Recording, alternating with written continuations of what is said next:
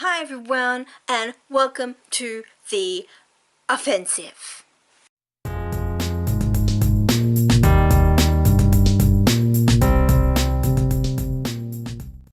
Hi everyone, and welcome to the offensive, where you can be as offensive as you want or slash need to be, but don't be an asshole about it. You know who you are. Yes, you. Yes, the one pointing at themselves. Yes, you. Totally you. Anyway, I hope everyone's having a great afternoon and everything else. It is quite cold, so I'm wearing my winter woolies. It is freezing. OMG. Anyway, I just want to start off by saying that the first thing I want to complain about is, oh my god, where I live is not far from a place called the Blue Mountains, and in said Blue Mountains there is a airbase for the Australian Air Force. Okay, their big one is in Richmond, but their smaller little base they have is in the Blue Mountains. Now, because I live so close, these Air Force people like to practice, because I think Prince Harry, is coming, or Prince William is coming very shortly, so they like to practice their formations and things like that. And it's not just jets. I'm not talking jets, I'm talking C-130s, so these big carrier jets, like huge, like they carry friggin' cars and trucks in, those things. There are about 7 of them that come over every afternoon now for a week, and they the one I saw them the other day there was only 3. Today there were 7 in formation. It was nice to look at, like, don't get me wrong, it was cool, but Australian Air Force, fucking tell us what's going on, because I think it is because there are royals coming and they're doing some sort of fancy air passover thing for the royals, and also security thing as well. But seriously though, like, it sounds like World War III is happening over my head when I look out my window. It doesn't feel safe anymore because there's planes in the sky that potentially could be on a mission that I have no idea about, or potentially there's some sort of war going on that I don't even know about because it's top secret or some shit. But I think the latter, like, that's my imagination just running away from me, my anxiety just going from 10 to 100 very quickly. But seriously though, it kind of scares me when I see like planes in formation above my head in my town, because there's no explanation in the papers, nothing on the news, there's, nothing to confirm or tell us why. And so yeah, I feel a bit like, hey, I'm a bit left out here, tell us what's going on. But I'm pretty sure it's just for practice, and because they're in formation, I think it's just some sort of practice thing. But thank you, Air Force, for jacking out my anxiety. Thanks very much. You suck. Anyway, moving on to the next thing, because I have a lot to talk about today. Usually I have nothing. Even the other day I was walking along the street thinking, what the fuck do I talk about? But today I have a lot. So, I know everyone is tired of hearing about those Thai soccer / football players in the cave with their thing, and and they're all young and all under 18. There's only one. I'm yawning. I'm sorry. I'm sorry. I'm just really tired this week. It's stressed me out to the max. Back at story at hand. No, the Thai soccer kids that are stuck in the cave in Thailand. Everyone knows it. Yep. Up to speed. Sweet. Okay, so the reason why I am going to be angry and to be offensive about this is this. There are already enterprising assholes coming in trying to make the telemovie or movie for this struggle. They are already trying to speak about, the movie for this, or a hero-based thing for this, or whatever. I think that's disgusting. I hate when they make telemovies about tragedies, especially like 9/11, or telemovies like the 2 guys that were stuck in the cave in the cave-in at the mines at Beaconsfield. You know, those two fellas, you know, that was really awful. Not to mention there are so many people who died in that. No one says that, but that's what happened. You know, and I don't like when they do that, when they make something entertaining to watch because it was a tragedy. Now, I don't mind seeing it on the news because it's the news telling us, oh, you know, these people were stuck in a cave because they're so stupid, and during rain season, you know, they're stuck in a fucking cave because they're too stupid, right? We got that. But how would you like being that person who, you know, is known for the rest of their life as that person in that tragedy, you know? Like, those two fellas from the Beaconsfield tragedy, they are the Beaconsfield too, you know? And being known as, oh, you're that guy that was stuck in the cave, sometimes really hurts those people, and they actually go to therapy and things like that because there are people in there, oh, you're the mine tragedy guy, yeah, you know? So, or you're a survivor from September 11, I saw you on TV, you know? Like, it's not a good thing being known as the tragedy you were from. And, you know, or, you know, same with those girls who got locked up in that house by that crazy man for years before they got out, and being known as those girls, you know, you're those girls that were locked in the basement, you're those basement girls, you know, and it's not, a very cool thing, it's a very bad thing, and, it's not pretty. And as I said, it brings on anxiety in those people, it brings on mental stress on those people, and then being shown your life replayed by somebody else is also a triggering factor for these people, and it's not a happy thing for them. They might, you know, get money out of it and all that, but it's not creative, it's wrong. And I feel that's my sort of take on that at the moment, that enterprising assholes already want to put a label and stake their claim on someone else's misery, and that'll be years and years and come of people's misery. It won't be, you know, really good, it'll be really, really bad and very sad on these people, and it just makes me want to be sick, to be honest. And I really want these people to, you know, be able to rest and get over the illnesses they got within that cave, and get over the mental, you know, they were in blackness for a long time, now they're in the light and trying to adjust, and, you know, things like that. And being, you know, you're those kids from the cave, you're them kids from the cave, hey, you're those kids from the cave. I remember, it's not fun being known as your tragedy. You know, it's like in high school, if you did something, you'd be known as that kid who did that thing. It's that same thing, except in the real world, you know, and it's not a good thing. And everyone over the world knowing who you are just because you're a tragedy, and you being marked as a tragedy. It's not fun, it's not happy, but I just thought about it in that way and just thought that was my point and my take on it. I don't know if it's your take on it. If you have any you know, reservations to what I'm saying, put it in the comment section below. We'll have a little conversation. That'd be fantastic. But for now, I think I'll just leave it at that, because I know we're really, really, really over sick of hearing those teens in the cave. Like, seriously, I think I am as well. I know it sounds awful, but they did get saved. They are rescued. They are happy, healthy, moving on with their life, moving forward, and just let them do that, okay? Okay, next story. I am a graphic designer by diploma, right? I got my diploma as a graphic designer. I also got my diploma in communication, meaning I know marketing, media, etc. Now, the thing I learned the most is that, you know, on a commercial, if you're doing a commercial, that volume is everything. And if you have it at the right levels, you don't get fined.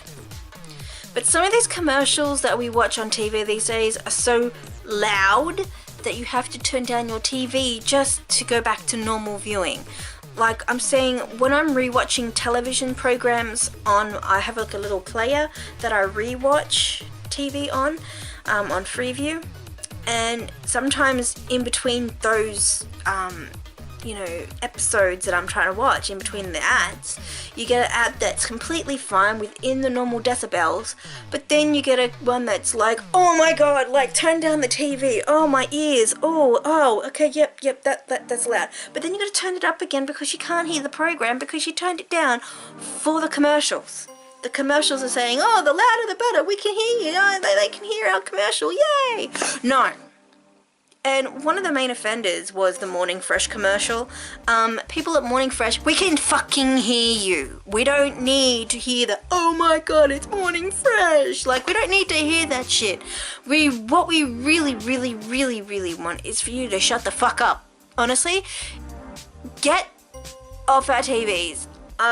Make your commercials at the right decibel level. And the fact that I'm talking about it kind of proves their point that I know, I'm talking about it because it was loud. But at the same time, I'm not going to buy the product because you're annoying. It's a negative thing, not a positive.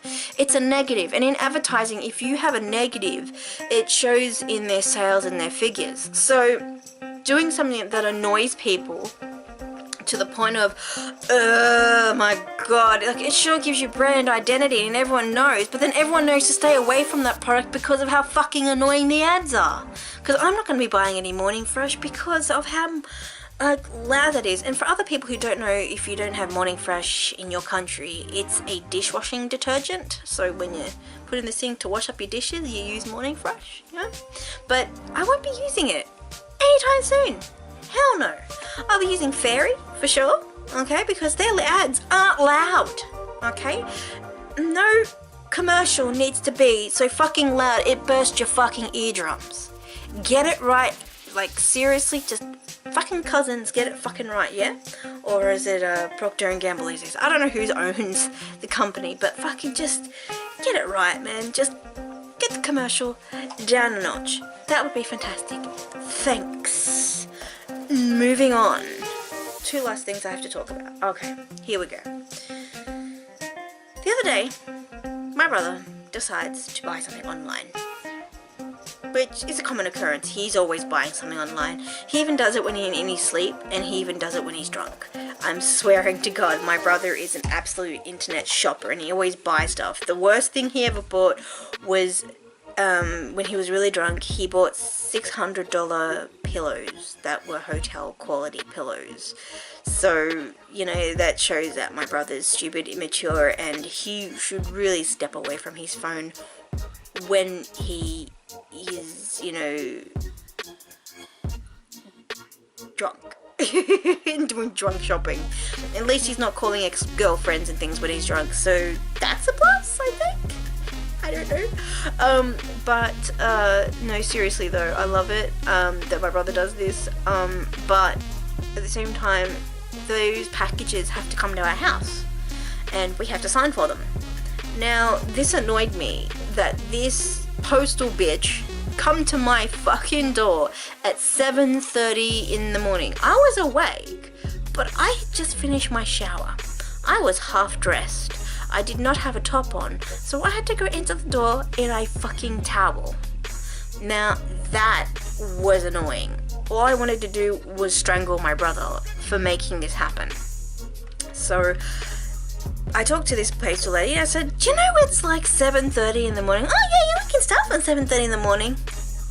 But no one wants to answer the door at 7:30 in the fucking morning. Straight your post, get your shit right. Don't come to my door at 7:30.